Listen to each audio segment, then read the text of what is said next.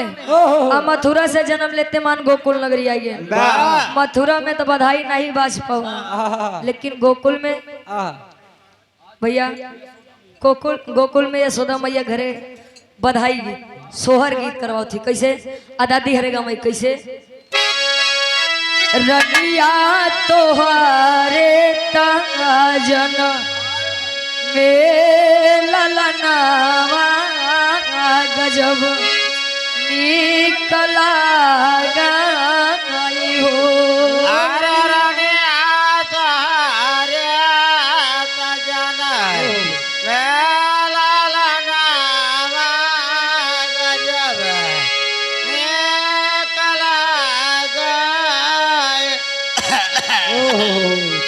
अरे दादी सुपारी ये तना स्वर में गाऊ ए भैया इतना स्वर में गाऊ तो जितना जने बचाएं कुल भाग जाएंगे। कहे कि देवता सब फूल बरसाए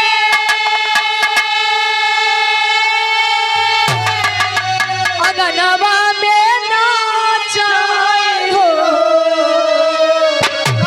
ए भैया तभी न बदरी कई बरस सवनवा जब निकला गई हो। बिना बदरी जय हो अरे जी अब बचा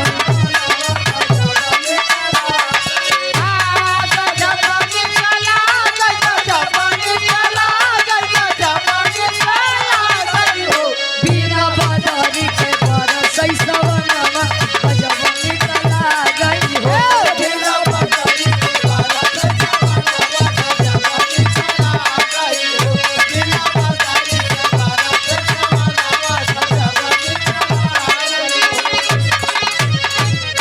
और इस सोहर के भाव पर प्रसन्न होकर आप गार्जियन जी ब्रिजेश यादव जी गिट्टी रेता के आप सप्लायर हो पूर्वांचल 153 पे आशीर्वाद के चारे के हम बच्चे अपनी कला में कामयाब रहे। ये तो मान लो 50 से 80 साल के बीच में जो दादी हरे हैं जकरे मुँह में दांत नहीं मान लिया आपके धर्म पत्नी हरे गाँव लेकिन जौन काकी चाची लोग यहाँ ओ गावत तोरे काकी में आई है रे। हाँ ओ गाँव का गावे फरमाइश रही गीत की। क्या बात है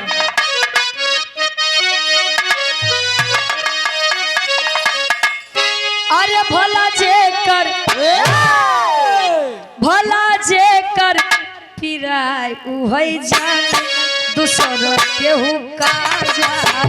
ओ भला जे कर पिराय उहै जान दूसर केहू का जान। ओ भला जे कर पिराय उहै जान दूसर केहू का जान। कहे जे करे नाई फटी बेवाई औ का जाने पीर पराई। दुलैया बतावे सासु न जाने नदियो न जाने सासु न जाने नदियो न जाने सासु न जाने नदियो न जाने जब करे ऊपर जब करे ऊपर उहे जान दूसर केहू का जान। जब करे ऊपर उहे जान दूसर केहू का जान।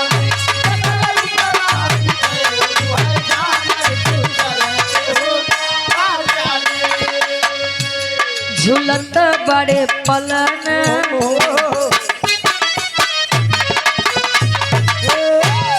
झूलत बड़े पलना जिया ललना हो।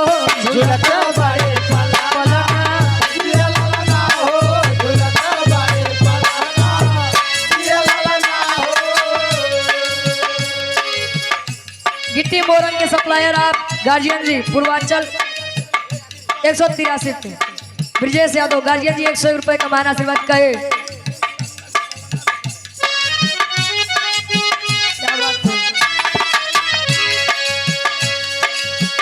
माई यशोदा जियन धन लुटावे माई यशोदा जियन धन लुटावे माई यशोदा जियन धन लुटावे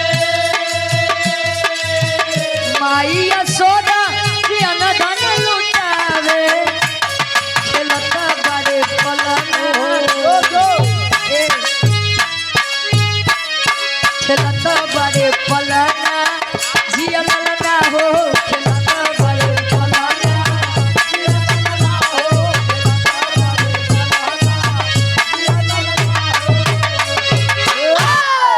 ई तमाला सोहर जब लड़का पैदा होता तब अब कहानी पे आई जाए।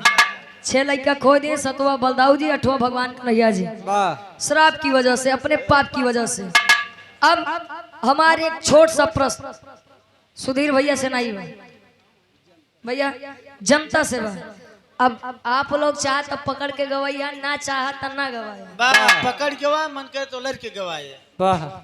अरे महाराज जैसे गार्जियन जी बताए कार्यक्रम के आयोजक साहब की रुचि कहानी जहाँ से छूटे वहीं से उठाया मुकर बात किया।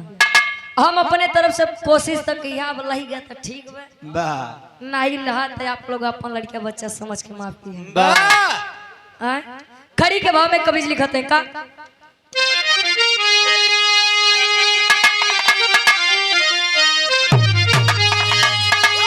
अरे 4 दिन के मिलल बाटे अब मांस ठठरी। अरे 4 दिन के मिलल बाटे अब मांस ठठरी। चला सत्कर्म पे ढोवा नहीं पाप गठरी।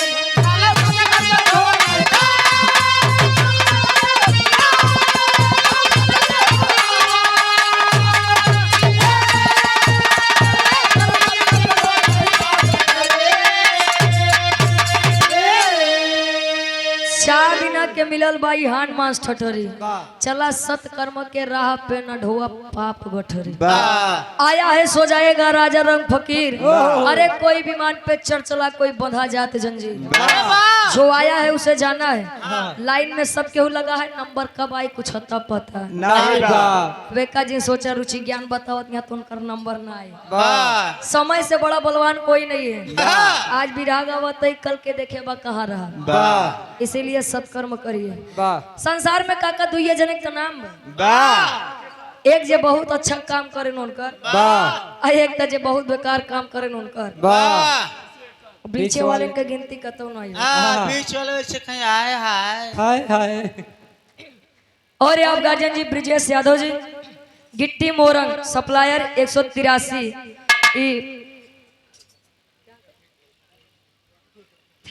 थेलारा से 100 रुपए का मान आशीर्वाद। आखिरी भाव आप लोगों से सवाल बा, सवाल सुनिए।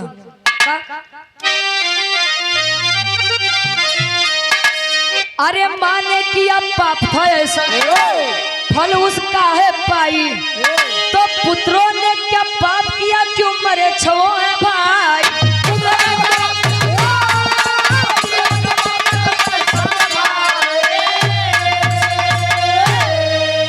अरे छो भाई की गाथा, अरे छो भाई की गाथा बात क्या उस पे गुजरी। तो चला चला सत्य के राह पे न ढोआ अब पाप गठरी। माँ ने तो पाप किया था इसलिए उसने अपने 6 बच्चे खो दिए। लेकिन उन बच्चों ने क्या पाप किया था जो वो बच्चे 6 वो अपना जीवन नहीं जी सके। क्यों? क्वेश्चन मार्क हुआ, प्रश्नवाचक हुआ। आप लोग बुद्धिजीवी विचार किया, अगर कहानी समझ में आई हो तो विचार किया, ना समझ में आई हो तो कहानी माफी चाह। अपने तरफ से पूरा कोशिश की है भैया। आखिर खानदान के पीछे गुरु गणेश का बिहारी स्वर्ग की प्रस्था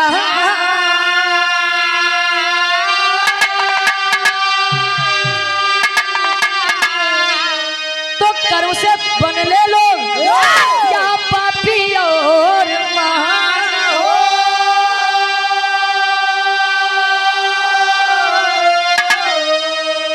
बचाई के कर्म के फल से रुचि अमलेंदु के रक्षक सार दमाई। बचाई के कर्म के फल से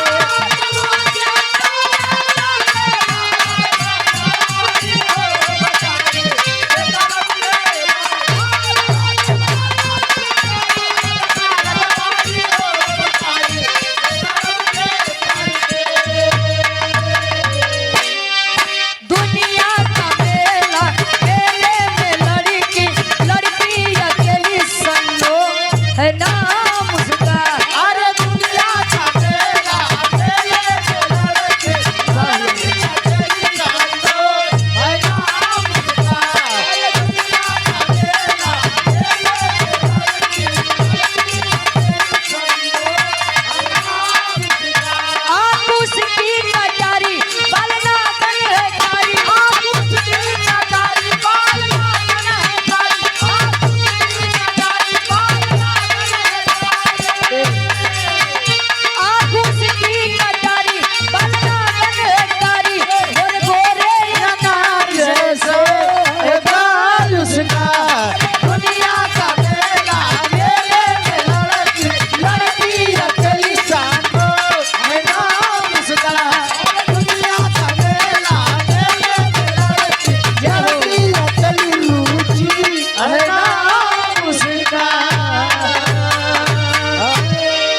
गावे बजावे काय सुने में कोनो भी गलती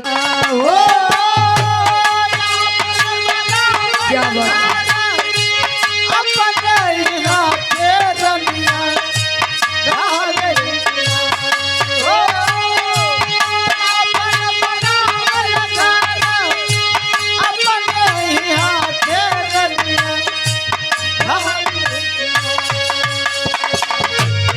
जब से गईलू बलामू के गाँव जब से गईलू बलामू के गाँव अब का बनेलू आन जा गईलू बलामू के गाँव अब का बनेलो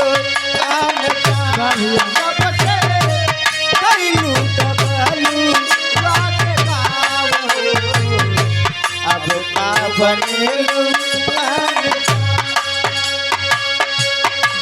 जे बनावल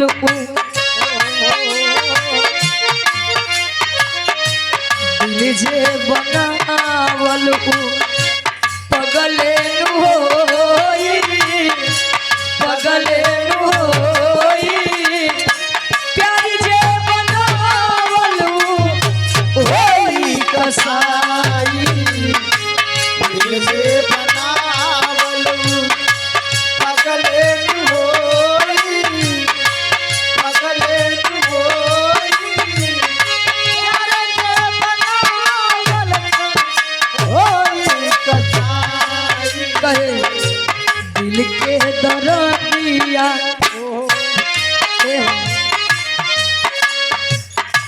दिल के दरदिया हरदिया नहारी हरदिया नहारी करी जे मोहब्बत फेरा में पारी दिल के दरदिया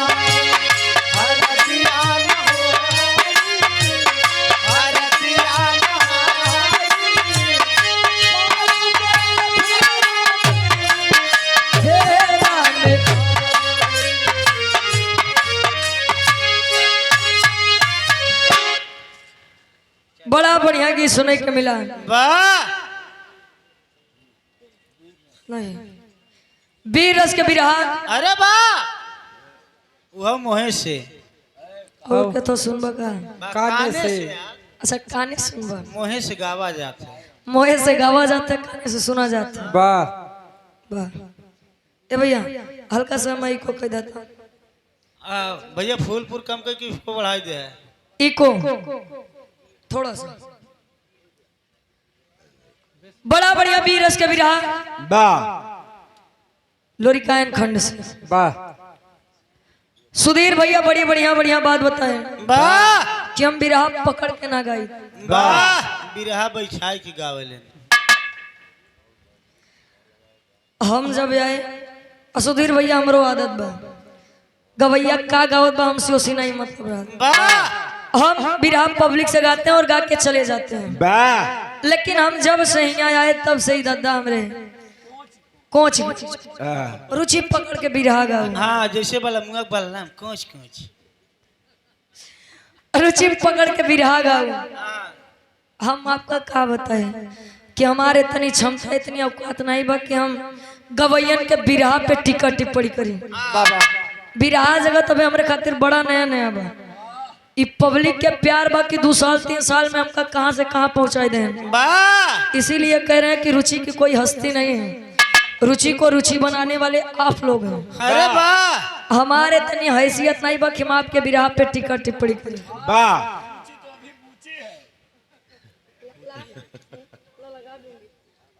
ए भैया लाला जी हाँ क्या बात है ए भैया हाँ बताए कि पूर्वी के जवाब पूर्वी से वाह अगर हमारे तरफ पकड़ के विराग के मांग करबू तो अगर वो चौथे से गाओ तो 5वीं से गाओ तो 5.5 से शुरू करी वाह अब वीर रस के का जवाब दे भैया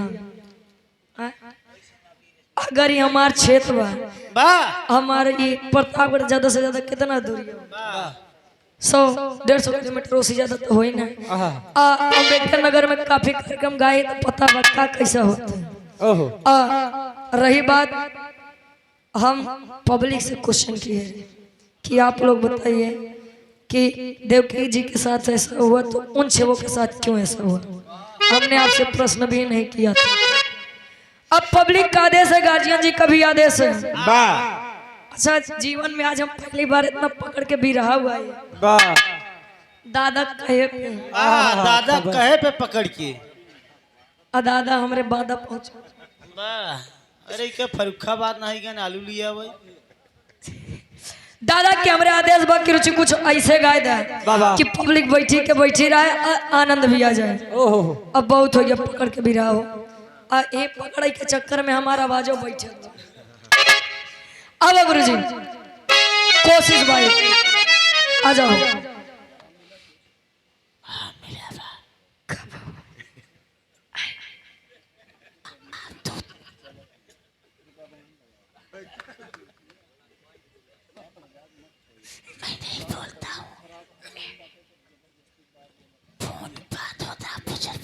ए छोड़ो अब आओ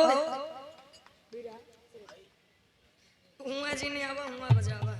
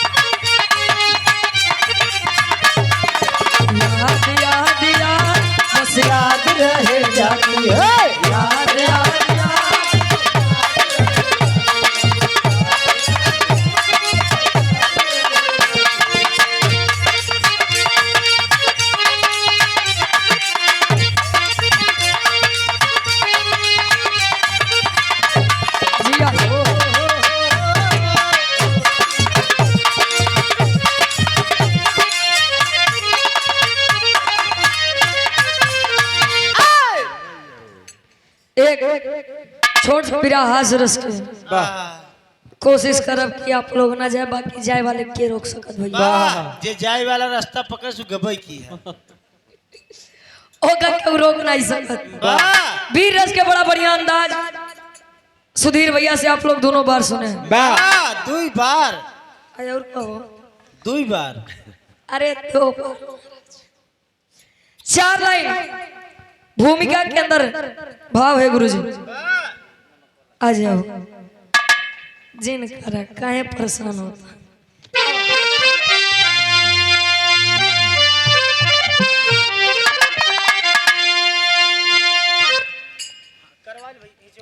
मतलब के दुनिया है मतलब के साथी सदा प्यारी मतलब से देता है भाई। मतलब से राखी बहन बांधती है तो मतलब से दूधवा पियावे माई। पिता पुत्र के बीच मतलब की डोरी पता चलता तन पे जब आती बुढ़ाए।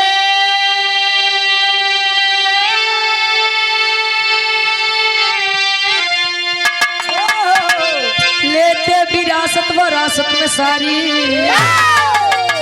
रुचि गया बचिया मतलब से भाई।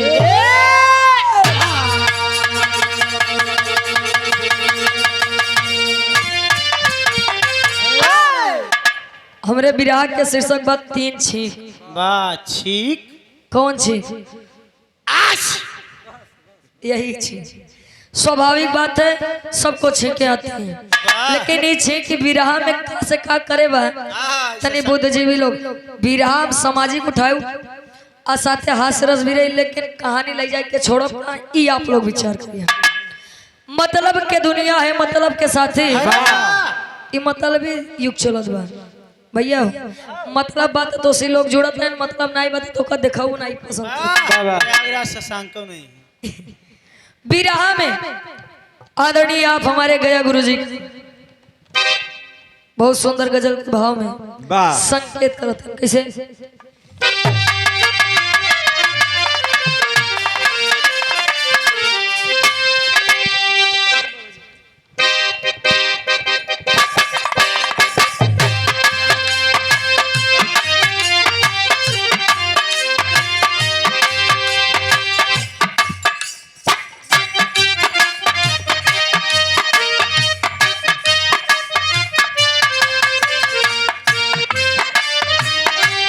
हमरा ही कहता है अपने ईश्वर परमात्मा वाह परवरदिगार अल्लाह से अरे वाह कहेगा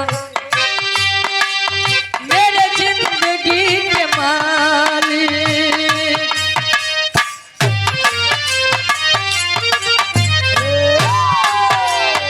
मेरे जिंदगी के मालिक मेरे दिल पे हाथ रखे दे मेरे दिल पे हाथ मेरे जिंदगी के मालिक मेरे दिल पे हाथ रख दो मेरे जिंदगी के मालिक मेरे दिल पे हाथ रख दे तेरे आने की खुशी में तेरे आने की खुशी में तेरे आने की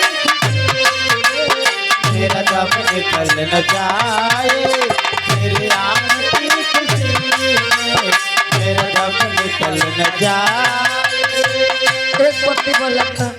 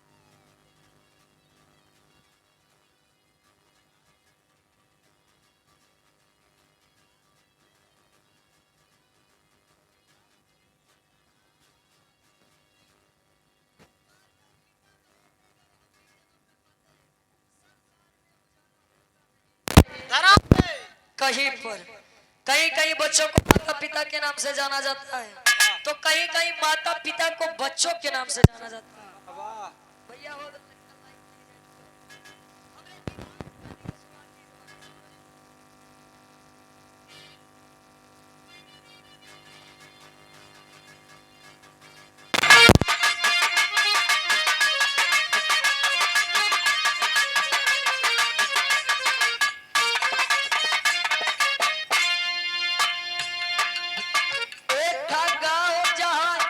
रहता था एक था गांव जहाँ एक वृद्ध रहता था जाएगा साथ यही बस खाया करता था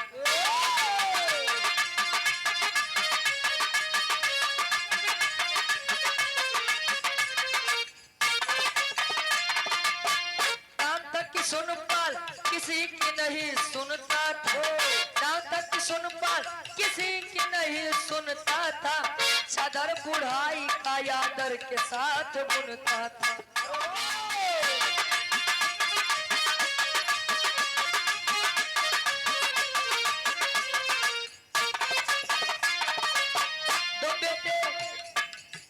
तो बेटे जिसको आई दो थी बहुरिया थे थोड़ा हराम किस्म लहुरी बहुरिया थे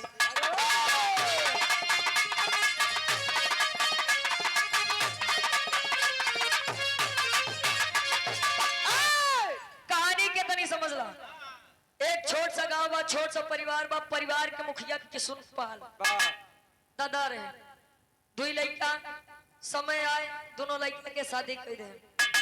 बड़की पतो तो ठीक था लेकिन जो छोटा ही रही वो थोड़ा हरहट हाँ वो मतलब थोड़ा उल्टे दिमाग के रही। अच्छा माई बाबू के सेवा तो सब कर लेते हैं, जो सास ससुर के सेवा कर ले वो तो बड़ी बात। अब यार किशुन पाल बस इतनी बतिया सोचे कि जिंदगी में का बा, खा पिया जाओ चला जाबा तो का कुछ लाई के जाबा का।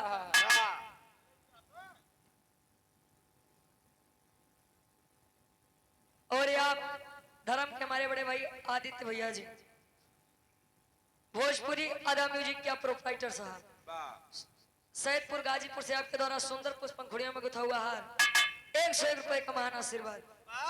अभी ये बतिया सोचत बा एक दिन दुल्हैया कहे आवा दुल्हावा कहे का बा कहे ना सही बतावा तोहार बाबू जब बुढ़ाउती में इतना खात, जब इनके जवानी रही हुई तब कितना खात हुई नाच भर के खात रहे कहीं का भरे कोनो दिक्कत कहीं सुना बताओ तो तेरे बाबू के कर तो एक लाइन गीत लगत बा